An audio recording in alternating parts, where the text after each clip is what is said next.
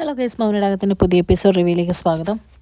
അങ്ങനെ നമ്മുടെ മനോഹർ തിരിച്ച് വീട്ടിൽ വരുവാണ് കേട്ടോ. ആ സമയത്ത് രാഹുൽ ചോദിക്കുന്നുണ്ട്, നിൻ്റെ കറക്കമൊക്കെ കഴിഞ്ഞോ, ഹണിമൂൺ കഴിഞ്ഞിട്ട് വന്നാൽ മതിയായിരുന്നല്ലോ എന്ന് പറയുമ്പം ഇത് കേട്ടുകൊണ്ട് സരയു വരുവാണ്. അപ്പോൾ സരയു ചോദിക്കുക, എന്താ പറഞ്ഞേ, ഹണിമൂൺ കഴിഞ്ഞെന്നോ എന്ന് പറയുമ്പോഴേക്കും പെട്ടെന്ന് മനോഹർ പറയുക, വട്ട് കുറഞ്ഞിട്ടില്ല മോളെ, ദേ കണ്ടില്ലേ എന്നിങ്ങനെ പറയുവാണ്. അപ്പോഴത്തേക്കും നമ്മുടെ സരയു പറയുന്നുണ്ട്, അത് നേരെ അമ്മ പറയുന്നുണ്ടായിരുന്നു, ഈടായിട്ട് മരുന്നൊന്നും കഴിക്കുന്നില്ല, അച്ഛൻ്റെ പോക്ക് തീരെ ശരിയല്ല, പണ്ടച്ഛൻ നല്ല രീതിക്കല്ല നടന്നെന്ന് അമ്മ കൂടെ കൂടെ പറയുന്നുണ്ട്. അത് വെച്ച് ദേ എൻ്റെ മനുവേട്ടനെ പറ്റി ഓരോ വൃത്തിയോട് പറഞ്ഞുകൊണ്ടല്ലോ എന്ന് പറഞ്ഞ് സരയു ആകെ ദേഷ്യപ്പെടുവാണ് കേട്ടോ. അത് കഴിഞ്ഞ് ചോദിക്കുന്നുണ്ട്, എങ്ങനെ ഉണ്ടായിരുന്നു മെനുവായിട്ടാന്ന് ചോദിക്കുമ്പം, അച്ഛനൊരു ഫ്രണ്ടിൻ്റെ കല്യാണത്തിന് ഞങ്ങൾ പോയായിരുന്നല്ലോ, അതിനിടയ്ക്ക് അവിടുന്ന് മുങ്ങി, അമ്മായിയപ്പനെ ബിസിനസ് മീറ്റിങ്ങിന് ആൾക്കാരെ പരിചയപ്പെടുത്താമെന്ന് ഓർത്തപ്പം ആളില്ല എന്നൊക്കെ ഇങ്ങനെ പറയുവാണ് കേട്ടോ. ഇതൊക്കെ കേൾക്കുന്ന രാഹുലിന് നല്ല ദേഷ്യം വരുന്നുണ്ട്. ആ സമയത്ത് നമ്മുടെ മനോഹർ സരയോട് പറയാം, മോളിന്ന് വാ, നമുക്കൊന്ന് പുറത്തൊക്കെ പോവാം, ഒന്ന് റിലാക്സ് ആവാമെന്ന് പറയുമ്പോഴത്തേക്കും പെട്ടെന്ന് നമ്മുടെ രാഹുൽ ചോദിക്കുന്നുണ്ട്, പുറത്തൊക്കെ ഇറങ്ങിക്കഴിഞ്ഞാൽ സൂക്ഷിക്കണ്ടേ, ആൾക്കാരൊക്കെ തിരിച്ചറിയില്ലേ എന്ന് ചോദിക്കുമ്പോഴത്തേക്കും ഇത് കേട്ട് സരി പറയുക, എന്ത് പിച്ചും പേയൊക്കെ പറഞ്ഞുകൊണ്ടിരിക്കുന്നത്, ചുമ്മാ അല്ല അമ്മ ഓരോന്ന് പറയുന്നത്, അമ്മ പറയുന്നതിൽ ഒരു തെറ്റുമില്ല എന്നൊക്കെ പറയുവാണ് കേട്ടോ. ഇതൊക്കെ കേൾക്കുന്ന മനോഹർ ചെറുതായിട്ടൊന്ന് പേടിക്കുന്നുണ്ടെങ്കിലും മനോഹർ പറയുന്നുണ്ട്, എന്ത് പറയാനാ മോളൂ, കുറച്ച് റിലാക്സേഷൻ ആയിക്കോട്ടെ എന്ന് പറഞ്ഞാൽ എൻ്റെ കൂടെ കൊണ്ടുപോയത്, ഇതിപ്പോൾ മുഴുത്ത വട്ടായെന്നാണ് തോന്നുന്നതെന്നും പറഞ്ഞ് അവരവിടുന്ന് കയറി പോവാണ് കേട്ടോ. അത് കഴിയുമ്പോഴത്തേക്കും നമ്മുടെ രാഹുൽ കിരണിൻ്റെയും കല്യാണിയുടെയും വീട്ടിലോട്ട് നോക്കുമ്പോഴേക്കും കിരണും കല്യാണിയും പുറത്തുനിന്ന് ഷോപ്പിംഗ് ഒക്കെ കഴിഞ്ഞ് വരുവാണ് കേട്ടോ. അത് കഴിഞ്ഞ് കുഞ്ഞിനെ കാണുമ്പോഴത്തേക്കും കുഞ്ഞിനെ കയ്യിലെടുക്കുകയും താലോലിക്കുകയൊക്കെ ചെയ്യുന്നുണ്ട്. ഇതൊക്കെ കാണുമ്പോൾ രാഹുലിന് ഭയങ്കരമായിട്ട് മനസ്സിൽ ദേഷ്യവും പകയൊക്കെ വരുവാണ്.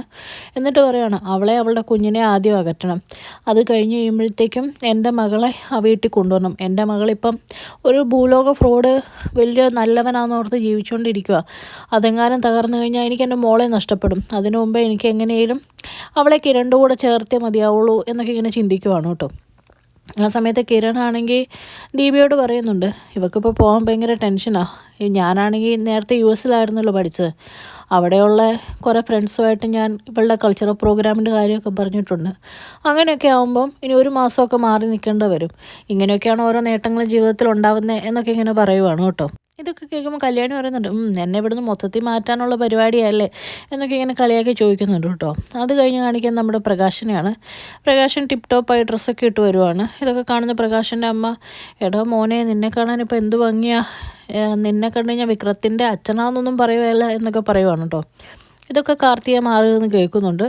അവൻ പറയുന്നുണ്ട് ബ്യൂട്ടിഫുൾ എന്ന് പറയുമ്പോഴത്തേക്കും പ്രകാശൻ ചോദിക്കുക, അമ്മ ഇംഗ്ലീഷൊക്കെ പഠിച്ചോന്ന് തുടങ്ങി. അപ്പോൾ അമ്മ പറയുന്നുണ്ട്, ഇത്രയും വലിയ സംരംഭത്തിലൊക്കെ ഇരിക്കുന്നതല്ലേ, പയ്യെ പഠിച്ചു തുടങ്ങണം, നീയും ഞാൻ അറിയാതെ പഠിക്കുന്നുണ്ടെന്നൊക്കെ എനിക്ക് മനസ്സിലായി ഡാ പ്രകാശ എന്ന് പറയുവാണ് കേട്ടോ. പ്രകാശം പറയും, മനസ്സിലാക്കി കളഞ്ഞു. അമ്മ പറയുക, നമുക്കൊരു ഫോട്ടോ എടുക്കാടാ പ്രകാശ എന്ന് പറഞ്ഞ് ഫോട്ടോ എടുക്കാൻ നേരത്ത് പ്രകാശം മനസ്സിൽ ചിന്തിക്കുക, ലക്ഷ്മിക്ക് അയച്ചു കൊടുക്കാൻ വേണ്ടിയിട്ട് അമ്മയും കൊണ്ടൊരു ഫോട്ടോ എടുപ്പിച്ചാലോ എന്ന് ഓർത്ത് അമ്മയുടെ ഈ ഫോണൊക്കെ കൊടുക്കുവാണ് കേട്ടോ. ഫോട്ടോ എടുത്തു കഴിയുമ്പോഴത്തേക്കും പ്രകാശം പറയാം, കുഴപ്പമില്ല എന്നിങ്ങനെ പറയുമ്പോഴത്തേക്കും നമ്മുടെ പ്രകാശൻ്റെ അമ്മ പറയുന്നുണ്ട്, നേരിട്ട് കാണാൻ നേലും ഭംഗിയുണ്ട് ഇതിൽ കാണാൻ, അതുകൊണ്ട് നീ അതൊന്നും പറയണ്ടെന്ന് പറയുവാണ് കേട്ടോ. അപ്പോൾ പ്രകാശം പറയുവാണ്, അതെ അമ്മേ, നമ്മുടെ നല്ല കാലം വരാൻ തുടങ്ങുക, എനിക്ക് 2 മക്കളായിരിക്കും ഇനിയുള്ളത്, മൂത്ത മോള് കാർത്തികയും ഇളയത് നമ്മുടെ രാജകുമാരനും എന്ന് പറയുവാണ് കേട്ടോ.